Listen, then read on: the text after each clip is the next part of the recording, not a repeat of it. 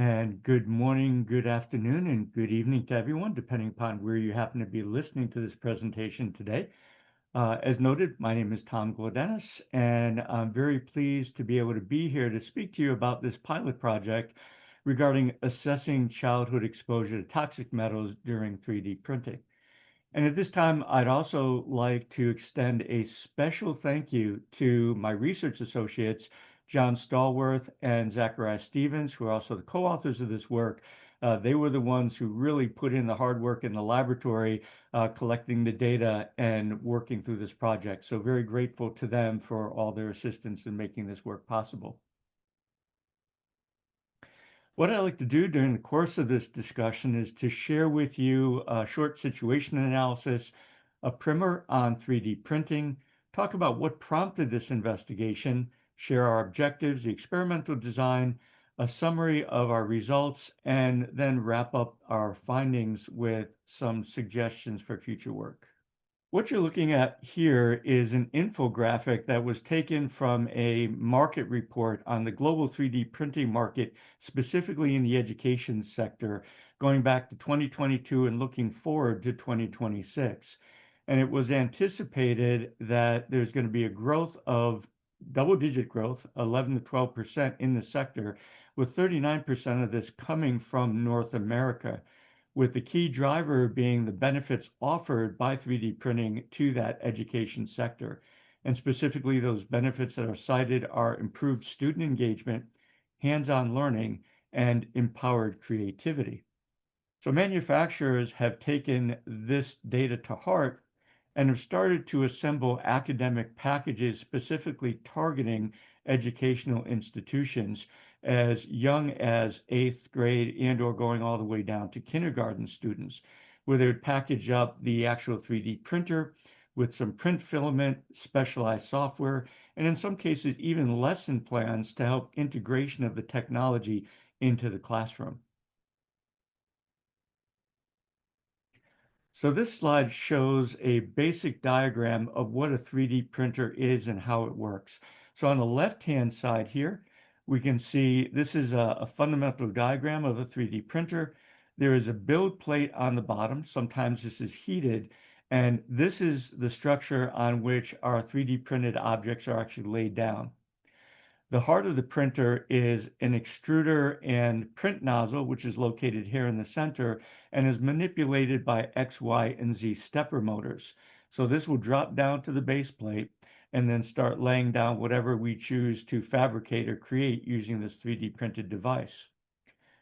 If we look at a blow up of this extruder, what we see is an area where the print filament is introduced into the extruder. The extruder is heated at a temperature of anywhere from 100 to 200 to 300 degrees centigrade. The polymer filament is turned into a molten state, and then it is deposited through a print nozzle onto the build platform, again, in whatever form factor is desired to be printed. These 3D print filaments that are used start off life as a raw polymer. Back when I worked for Dow Chemical, we used to manufacture several different types of raw polymers. There are other manufacturers, DuPont, Braskem, and they take these raw polymers and they sell them to secondary manufacturers. These secondary manufacturers then blend into that raw polymer different formulations such as elemental particles, salts, metal oxides, and organometallics in order to modify the physical or chemical properties of the polymers. Some of the desired attributes may be various colorants, flame retardants, antioxidants, UV or heat stabilizers, and metal catalysts. On completion of developing those formulated materials, then they are shaped into long strands of filament, typically about roughly 1/8 of an inch in diameter. They're placed on spools, and then those final product in the shape of spools are sold into the consumer market. There's a number of different types of polymer filaments. Perhaps the most common in the educational environment is PLA or polylactic acid. which is a biodegradable polymer, easy to work with, suitable for a wide variety of different projects. But there are others. Acrylonitrile butadiene styrene, ABS or ABS plus, which has some proprietary materials added to it. Polyethylene terephthalate glycol, or PETG, and polylactic acid PHA, or polyhydroxyalkanoate blends, all of which add different physical properties to the 3D polymer filament. And I'll be talking a little bit more about what those properties are a little bit later in the presentation. So how did we get interested in this work? Well, we were actually doing characterization of 3D print polymers from a forensics perspective. We were looking to map out the elemental concentration of these polymers for the purposes of trying to associate a 3D printed object that may have been used in nefarious or criminal ways to perhaps a spool of filament that was identified in the presence of a suspect, or even better, if we could associate that 3D printed object to the printer on which it was manufactured. In the course of doing our ongoing literature survey, we came across this paper that was published by representatives from the US EPA entitled Human Exposure to Metals in Consumer-Focused Fused Filament Fabrication, otherwise known as the 3D printing process. And the premise of this work was that as these polymer materials are passing through the heated extruder, the potential exists for the release of volatile organic chemicals and other compounds, as well as particulates, which can contain trace metals.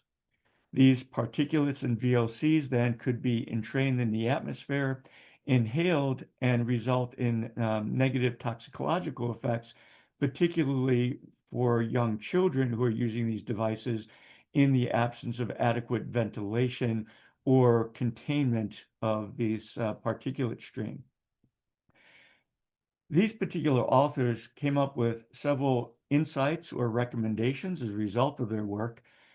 They defined or decided that exposure and survey studies for 3D printing operations have been primarily focused on occupational settings, with very little attention paid to how children and teenagers might interact with these low-cost printers that are being introduced into the educational environment.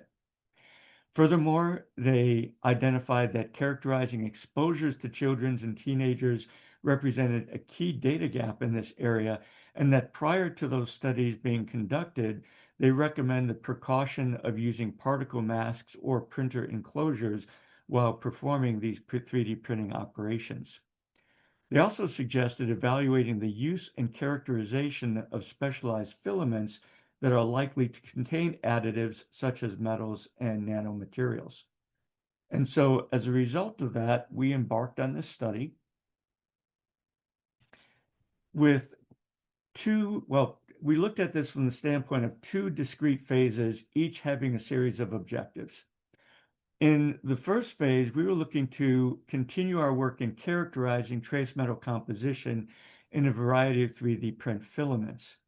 And per the recommendation of the authors of this past article that we just discussed, we were looking to evaluate specifically the use and characterization of specialized filaments that were likely to contain metal additives, filaments of different colors, different polymer types, some of which had metal particles entrained in such a manner that the filaments actually had a glittery or sparkly appearance. Some of these materials glow in the dark, and so on. So we looked at a variety of these for the purposes of, number one, trying to understand what the metal profile was and what might be present in these filaments that could potentially be of toxicological concern. Secondly, we were interested in understanding the potential for hand-to-mouth transfer of printer dust. And for those of you who have ever done any work, you're using a photocopy machine, you've been doing a lot of copies, you'll notice that sometimes when you're touching the vicinity of the machine, you get particles of the printer ink on your fingers. Well, the same exists with these 3D printed projects. You do get deposition of print particles, And so you can imagine if a child is printing out a 3D printed object, it's the first time they're doing it, or they're a toy that they're particularly excited about, they could be leaning forward, they have their hands on the bench and in the vicinity of the printer. Potentially, they could get particles on their fingers, and if they don't wash their hands, go to lunch, then you've got hand-to-mouth transfer of this material. And so the question exists, does this represent a potential hazard for children? And then the third reason we were doing this phase 1 portion of the study was as a screen. And as we'll talk about throughout this presentation, we landed up looking at about 150 spools of material. And particularly when we go into phase 2 for the air sampling protocol required that we look at these for 15 minutes to 2 hours to 8 hours. And so if you're trying to sample 150 spools of material for 8 hours to 12 hours of air sampling, that's a considerable amount of time for a pilot study. So we were trying to do a screening protocol and identify which of these materials have the greatest likelihood of representing a toxicological concern as it comes to inhalation. So that leads us to phase 2, where in phase 2 of the project, we selected those polymer materials that we felt did offer the greatest risk, and we put them through a 3D printing process where we followed a standard reference material for collecting metal and metal particulates and then analyzing those to see what was being generated and entrained in any potential particle flumes. Now, one of the caveats of this particular study was that the grant was awarded in the fall cycle for this, but funding wasn't available until the spring. And we were asked, based on the timetable of the grant, to spend all of the funding that was provided to us by the end of November. And the consequences of this was that we didn't have the luxury of doing iterative experiments. We weren't able, for example, to purchase, half a dozen spools of filament, characterize them, run them through a 3D printing process, do the air sampling, decided which ones were of greatest interest, and then either do multiple replicates of that or purchase similar spools of material from the same manufacturer or similar quality of material, whether they be glow in the dark or glittered. Rather, because we had to spend the money fairly quickly, we took the approach of casting a fairly broad net. And so up front, we went ahead and we purchased 150 different types of material, different colors, different polymers, different characterizations in order to try to understand which of these were going to be of greatest concern. And so that did influence our experimental design in conducting this pilot study. Here's some examples of the types of filaments we were looking at. And as I indicated, we cast a fairly broad net here. And so on the next several slides, I tried to summarize for you the kinds of materials that we were looking at. So this slide compiles all of the PLA or polylactic acid filaments that we chose to look at. You see, we surveyed various manufacturers where the products were manufactured in various different countries of origin. A lot of these do come from China. There's several from the US, one from Europe, specifically Poland. We looked at various types of materials. We looked at some of the basic colors. And because many of these colors are imparted by metals, we looked at a variety of colors, everything from black to blue, green, red, yellow, white, and so on. We also looked at dual color materials. We looked at metallic materials that had a gold or silvery sheen to them. We looked at glittery and sparkly type materials, as well as those that glow in the dark. In addition to PLA, we looked at a number of ABS polymers. These are acrylonitrile butadiene styrene, and these polymers are ideal for projects that need higher strength, durability, and heat resistance than the polylactic acid materials. And oftentimes these required using a heated build plate because of the added durability of these products. So again, we looked at various manufacturers, various countries of origin. We looked at various types of particles, basic, glow in the dark, transparent, something called paint-free. Paint-free 3D print filaments are specialized materials that are designed to be printed with a pre-colored, glossy or metallic finish, and which would eliminate the need for any type of post-printing or post-processing painting on behalf of the user. We also looked at something called ABS Plus, and the plus is our proprietary formulations used by the manufacturer to again alter the physical characteristics of the durability of the polymer. Again, different manufacturers, different country of origins, and different types of particles. And then finally, we looked at a series of PETG, polyethylene terephthalate glycol. These polymers are excellent for applications that involve heat, water, or outdoor exposure because of their higher temperature resistance and UV chemical and water resistance compared to PLA materials.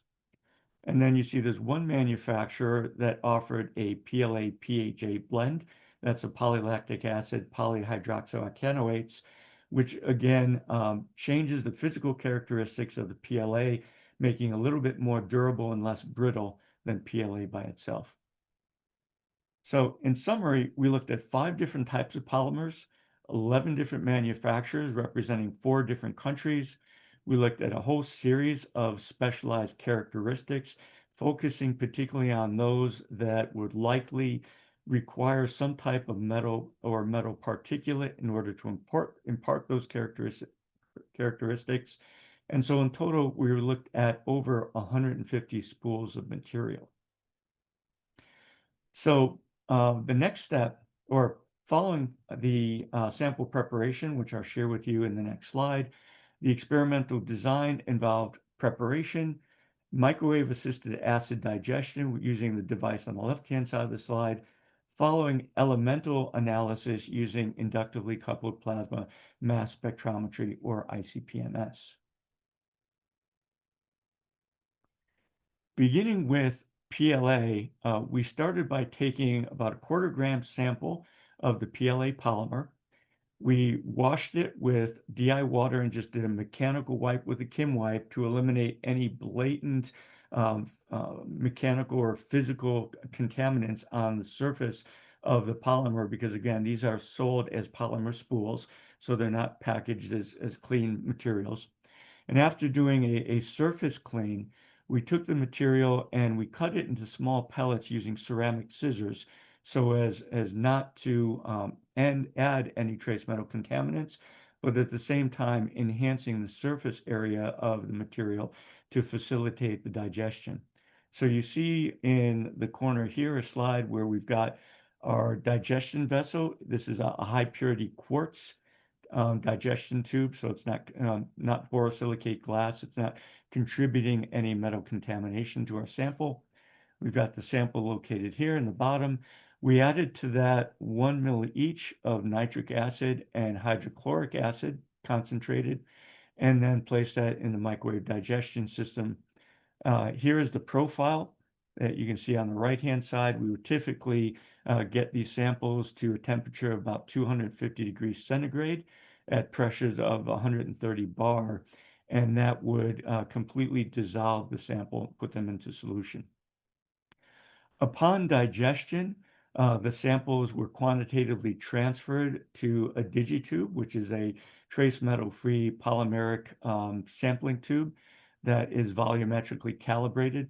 We would dilute that to volume to 50 mils with deionized water. So that brought us our total acid concentration of about 2% nitric hydrochloric mixture in the final sample. And then just prior to analysis by the ICP-MS, we did land up filtering these through a 0.45 micron filter because we did identify some particulate material that we weren't able to eliminate. And based on what we saw in the ICP-MS analysis, it suggested that these were undigested silicates from the polymer material. Given the fact that we didn't use HF for safety reasons and also because we'd have to change our equipment in the laboratory, we couldn't use the quartz vessels with the HF digestion. We just opted to filter out the silicates prior to analysis. In the case of ABS in particular, ABS being much more durable than PLA, we needed to change our digestion protocol a little bit, reduce the mass of sample, and change the ratio and volumes of acid in order to get that to go into solution. For each of these sample carousels, which will accommodate, I believe, 15 different vessels at one time, we included with each digestion a blank and a QC standard. So the digestion blank to obviously understand whether or not we were contributing any undesirable contamination through the sample processing, and also a QC standard in order to ensure that we weren't losing any material through the sample preparation process, or again, potentially contaminating any of our samples. Following sample preparation, the samples were introduced to an inductively coupled plasma mass spectrometer. The samples were pumped via peristaltic pump into a nebulizer where the liquid was mixed with an entrained gas, argon gas, that results in an aerosol of the sample, just like you get out of a spray can. That aerosol passed through a double pass spray chamber with the largest droplets being pumped out to waste. The smallest droplets were then transferred up into the plasma torch into a plasma. You may have seen this in the photograph when I showed the microwave system in the ICP-MS. The plasma, it looks like the sun. It's a ball of ionized gas at a temperature of 6,000 to 9,000 degrees centigrade, so it's very, very hot. As the sample is introduced to the plasma, that sample is vaporized, atomized, ionized, and the ionized elements are then brought back into the vacuum region of the mass spectrometer where they are focused using a series of ion lenses. They're brought back into a quadrupole mass filter where those ions are separated based on their mass to charge ratio and then detected using electron multiplier ion detector.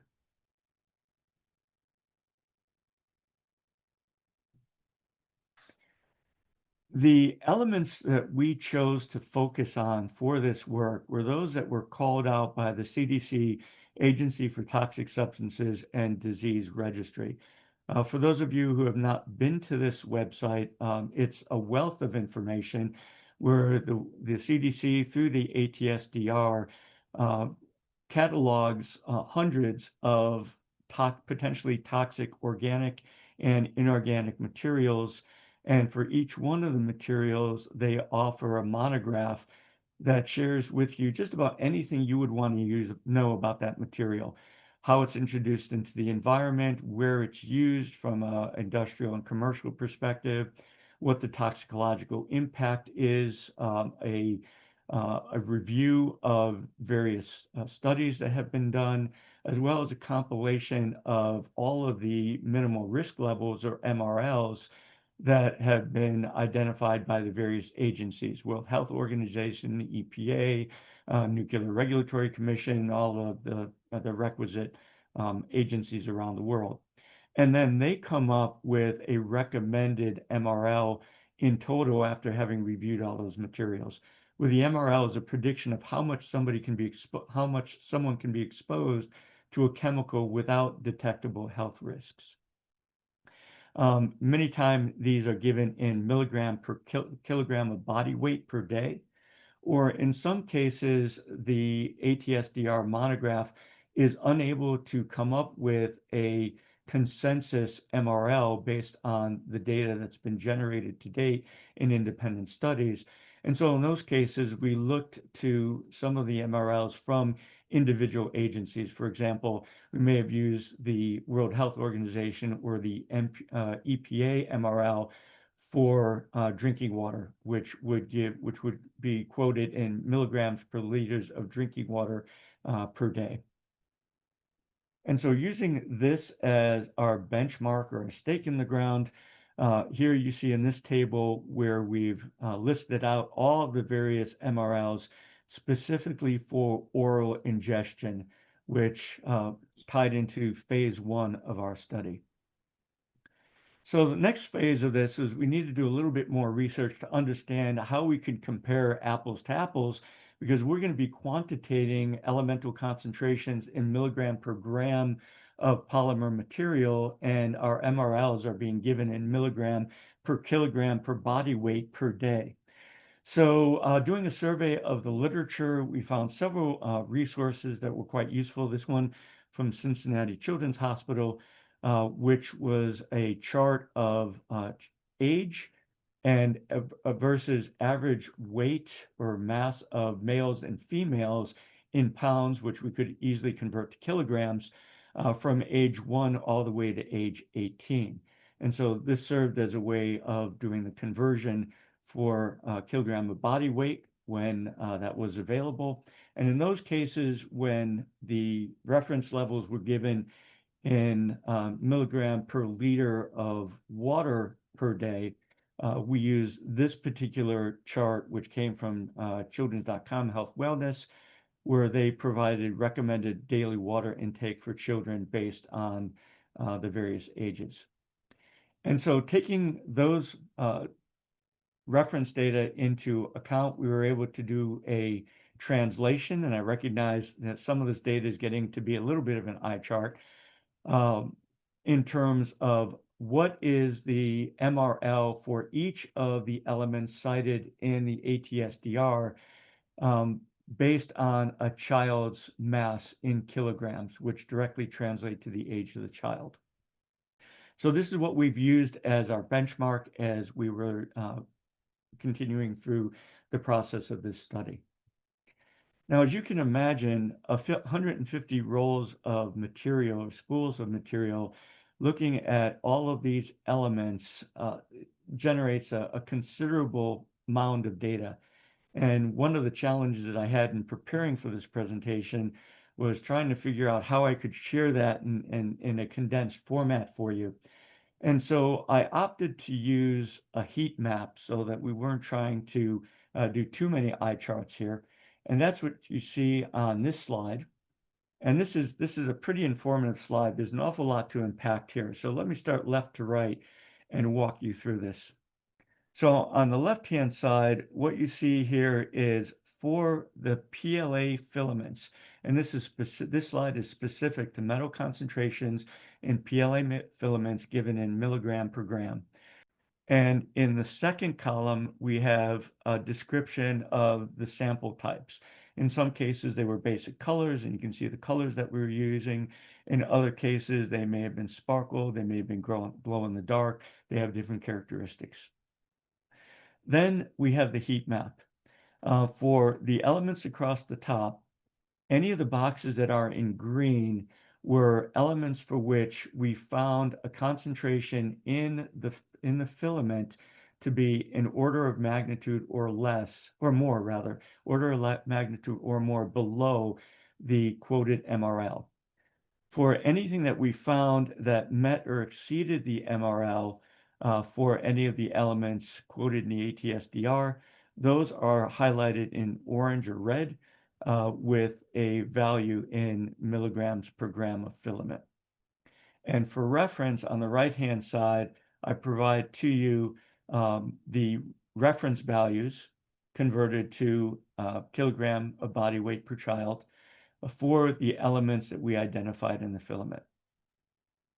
So you can see that the first thing that strikes you is there is a lot of aluminum in these filaments that lit up pretty nicely. And that perhaps may explain some of the silicate material that we were seeing in the samples, perhaps either very high in aluminum silicates. So what's the impact of aluminum? Well, if we go to the ATSDR monographs, one of the things that they notice there is that it does not appear based on current studies, and must admit there haven't been a lot of studies, but based on the current studies that have been done, it does not appear that children are more sensitive to aluminum than adults are. Now, that being said, there were a couple of studies that were cited that stated that children with kidney problems who were given aluminum in their medical treatments developed bone disease. And although this wasn't a human study, there were some animal studies done suggesting that aluminum at large amounts were shown to be harmful to unborn and developing animals due to delays in skeletal and neurological development. So high concentrations of aluminum could very well be of concern. Again, this is an area still that there hasn't been a lot of work done in. If we look at some of these concentrations, I need to put this in perspective for you. So let's take a look at this first one. We're looking at this black filament, and we see a concentration of 13 milligrams per gram in the filament. So if we take this over to our reference values, we see that about here at a 15 kilogram child, we're just about at the MRL, and we certainly exceed the MRL for a 10 or 5 milligram child. So a 15 kilogram child equates to about 33 pounds. So that's about a 2 to 3 year old child. So any children under the age of 3 years old, you'd be meeting or exceeding the MRL for that particular child. However, the caveat here is that the concentration that's being cited, 13 milligram per gram, is equivalent to ingesting a 13-inch strand of polymer filament. So what you see below in the photograph with the ruler that is 1 gram of PLA filament. So in order for this child to meet this threshold of 15 milligrams per day, they would have to ingest 13 inches of this polymer on a daily basis in order to experience any type of chronic exposure. Let's take a look at, and one other thing I'll notice about this slide is you'll see that there's a number of filaments that are highlighted in yellow.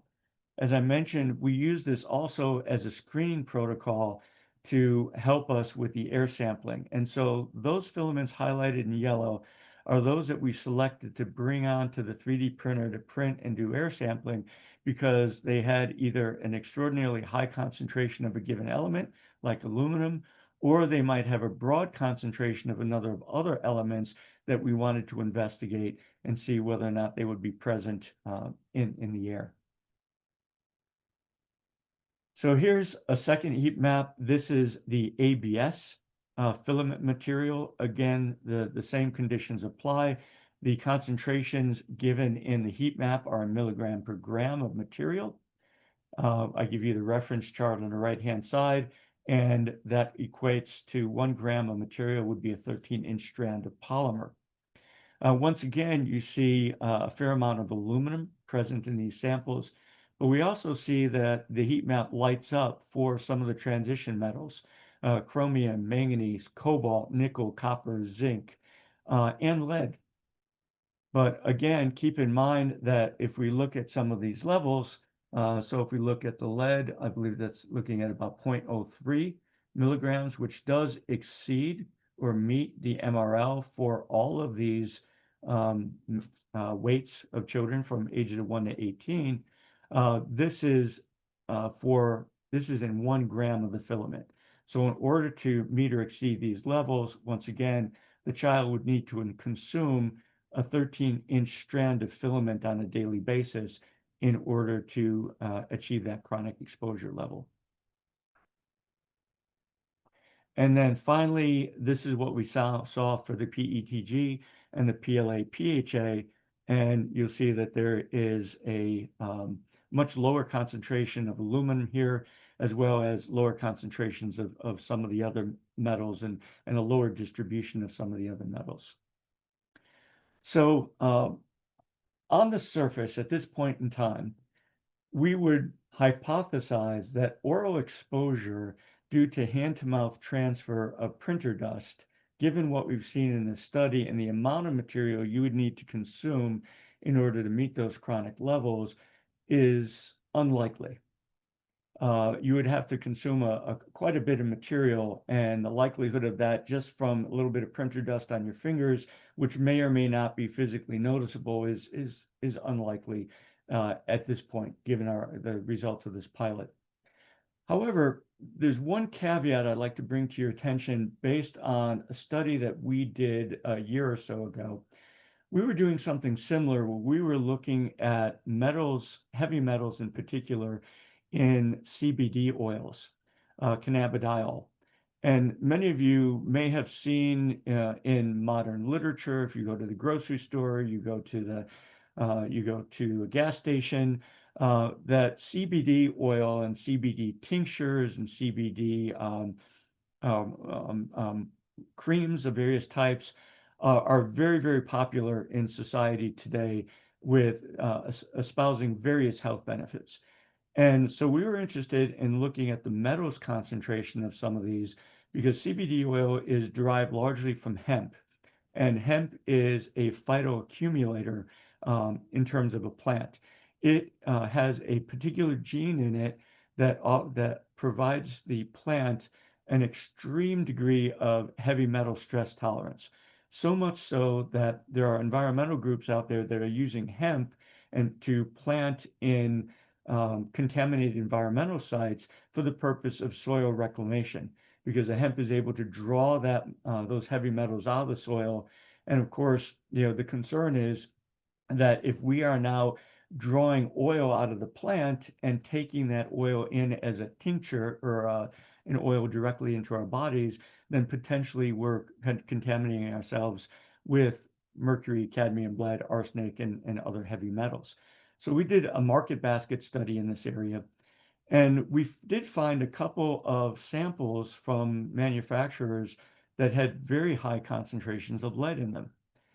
So we went back to the manufacturer's certificate of analysis from a third-party independent laboratory, and that third party certified that the product was lead-free. So we went back, we looked at our results, we looked at our QCs, we felt very confident in our assay. And so we were struggling to try to understand how did the independent laboratory define or these samples as being lead-free when we were seeing these elevated concentrations. And in further investigation and in discussions with others who were doing this kind of study, we found out that one of the State Department of Agriculture's had a similar experience. And through their further investigation, they determined that the manufacture of the CBD oil, and you recognize that this is a fairly new industry. There are a lot of very small manufacturers that are popping up as first-time business owners. These small manufacturers did not know enough to use food-grade packaging. And so they're taking a clean product, putting it in a polymer packaging that was not certified food, for food use, and the metals were leaching out of the packaging into the product. And that's where the lead was coming from. So I bring that up because of the potential use model of these 3D printers.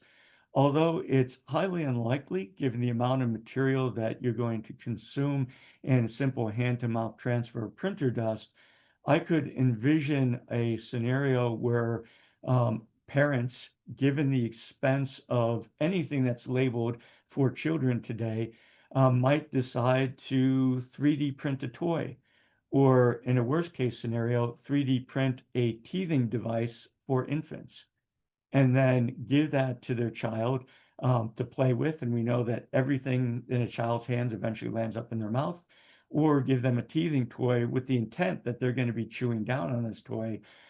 In those scenarios, I see a very high likelihood that the child could be ingesting quantities of some of these elements that would exceed the MRLs. So that's something that might be worth drawing visibility toward. So into phase two, this is where we went to look at the potential for inhalation. For this particular part of the investigation, we use this standard reference, OSHA method ID 125G, metal and metalloid particulates in workplace atmospheres using ICP analysis. Now, this particular method used ICP optical emission. We're using ICP MS. And so the method should be very comparable. with the caveat that we should be seeing a lot better detection limits than what this method called for, because when you're using optical emission, you're measuring the photons against the background of that very, very bright plasma. Whereas in ICP-MS, we're measuring individual ions against virtually zero background, unless you happen to have maybe some type of polyatomic species sitting at a particular mass. So generally speaking, the method is transferable, with the exception that we're going to be seeing things at a much lower concentration that perhaps they did when these researchers developed and validated this method. So the method calls for a use of a calibrated personal sampling pump to draw a known volume of air through a membrane filter. The air volumes were collected at a sampling rate of 2 liters per minute for 3 different time periods: 15 minutes, 4 hours, and 8 hours. So again, you can see now why we did a bit of a pre-screen, because with 150 different polymer filaments, and 2 days of air sampling to collect these 3 volumes, and then the sample preparation, and then the analysis and the data reduction, it would take an inordinate amount of time to complete that study.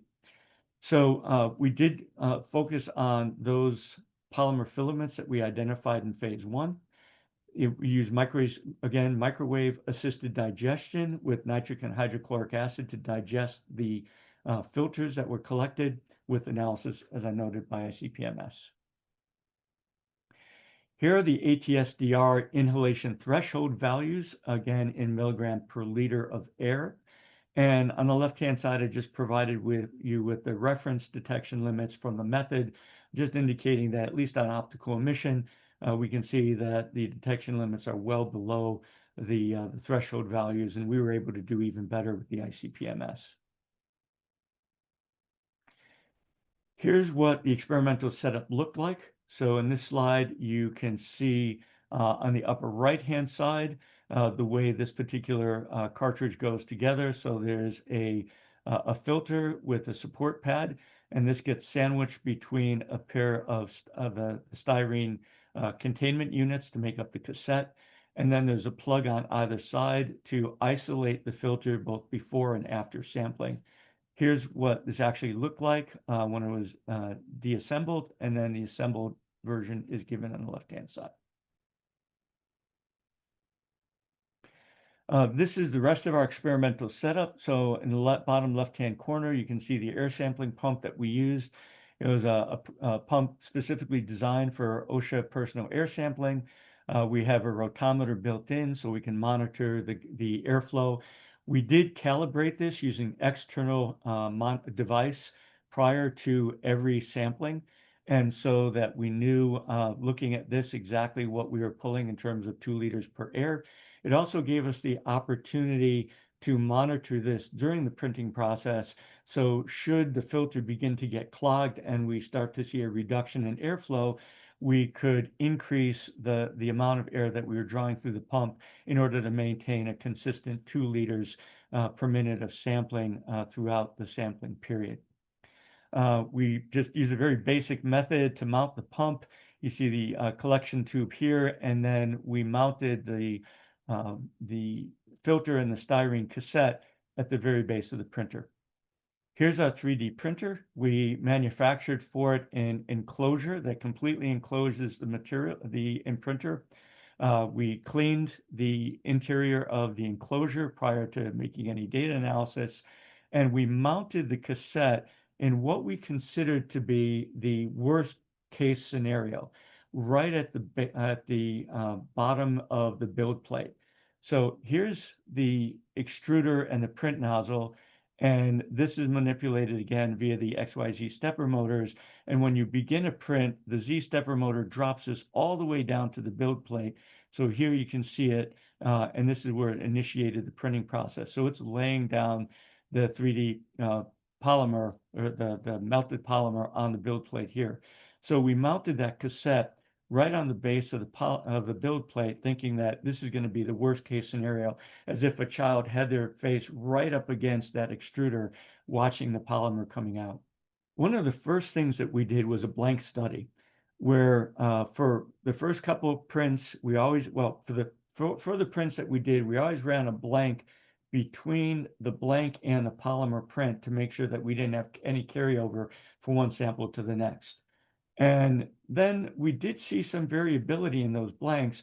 So we stopped the data collection and we did a blank study where we just took a whole series of filters and we just did a bunch of blank collections of blank air. And this is what we saw in terms of the data. So the first thing that you'll notice is there are some numbers highlighted in red, especially for the first couple blanks that we ran. And those are significantly higher than any of the other blanks that were collected. And so we ran a Grubbs test on this, a statistical test to look for outliers. And these particular results in red, based on that statistical test, suggested that there was systematic error included in these results. It was more than just a random error. And so these should be excluded from the data set based on that premise. All of the other data points in here based on our statistical test were determined to be within the range of random error, and so they should be kept as part of the data set. We then calculated a mean and a standard deviation for each of these elements, and this was the overall blank or the pooled blank that we used in processing all of the future data. But even so, you notice that in some instances, the standard deviations are quite high. If we look at things like aluminum, you've got a mean blank value of 76 milligrams per liter with a standard deviation of 95. Or zinc, we got 0.97 for a mean blank value with 0.5 as a standard, I'm sorry, 1.06 as a standard deviation. And so this might be an area of concern. What is uncertain as to whether or not this is a result of maybe something in the experimental design, maybe the filters that were being recommended in the method were fine for optical emission use because of the higher detection limits. They weren't able to see this. And for ICP-MS, we could actually see this variability. It may or may not be of consequence in the final results, but something to keep in mind. It also could be a contribution from the styrene cassette. It could be a contribution from the air sampling hose. There's a number of places that this potentially could be coming from, which may or may not result in a bias in the final results. So just something to keep in mind that we observed in the process of performing this investigation. So here's the heat map that we collected based on the air sampling. Again, we've got the brand of sample here, the sample name indicating is it a color, is it sparkling, is it translucent, is it dual color, glow in the dark, the type of polymer, and we tried to get a cross section of all the different types we looked at. And relative to the threshold values in the ATSDR, one of the things you'll notice is there's a lot of green. We did not find a lot of measurable concentration for many of these elements. The measurable concentrations we did find, we've got highlighted in yellow for aluminum, and they're highlighted in yellow because even though they were measurable, they were below the concentration, the MRL threshold for aluminum. We only saw one data point out of everything that we sampled for cobalt, which is slightly above the threshold for the MRL, so 0.2 versus 0.1 milligram per liter of air.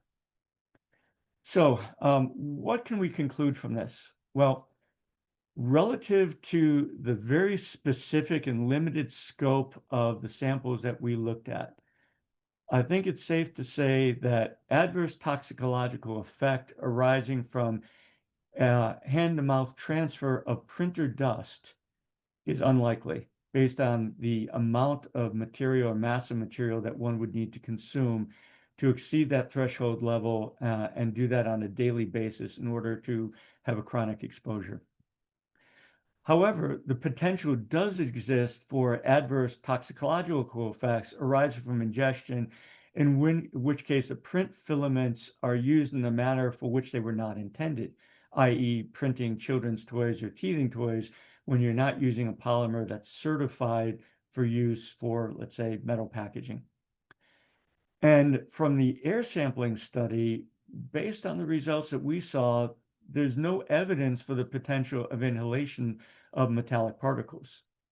However, there's a lot of potential caveats based on the pilot that we did.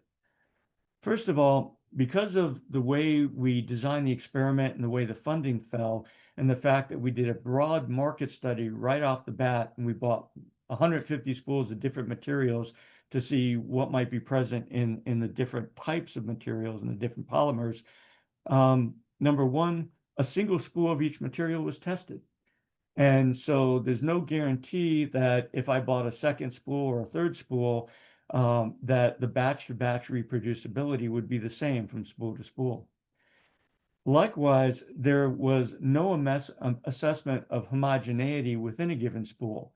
Taking a quarter-gram sample at the start of the spool versus a quarter-gram sample in the middle of the spool versus at the end of the spool, and keep in mind, these spools are typically 1 kilogram of material, there could very well be inhomogeneity across the length of the filament. And in fact, the work that we were doing from a forensics perspective did suggest that there was aggregation of the metal particles in various locations across that filament. And so it's likely that there are areas of inhomogeneity as you go across the length of the spool. So the amount of time that you print and the length of material that you print could very well have an impact on the output. We have these variable blank levels, which may or may not be contributing to the results that we're seeing. There was no assessment of the various air sampling positions within the print chamber. We chose what we considered to be the worst, that intuitively would be the worst possible scenario. However, that's not to say that the particle plume wasn't going vertically upwards. And so if we had tested higher in the chamber or in a different position laterally in the chamber, that we wouldn't see a different result. There's the potential for particle breakthrough. We were using a 0.45 micron filter, which is what was required as a result of the standard method we were using. We do not have in our laboratory the ability to do particle sizing or particle counting. So we really didn't know what the particle size was. If it was less than 0.55 microns, we may not have been collecting anything. And then finally, this entire pilot study focused only on the metallic particles. And as noted in the paper that was cited early in this presentation, volatile organic compounds are also of concern. So there's an entire other study that should be done looking at the emission of volatile organics as a result of using all these different polymeric materials. And so with that said, I'd once again like to thank John Stallworth and Zachariah Stevens for all of their efforts in actually collecting all this data and doing all that work in the laboratory to come up with these initial results for this pilot study. And with that, I thank you all for your attention.